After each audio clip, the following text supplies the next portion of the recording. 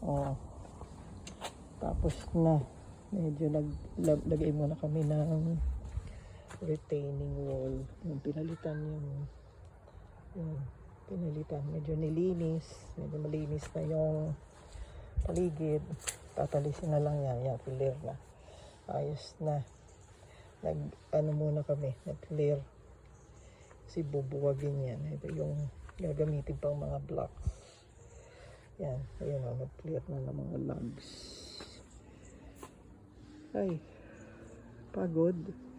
Unti-unti, makakagawa rin ng isang functional room pa uli. Para kung sakasakali, so, meron pa rin space for people who will visit. Katulad mo. Okay. Happy birthday ha. More to come. Unti-unti kong bibidyo to para makita mo yung development. Kaya natin yan. Okay.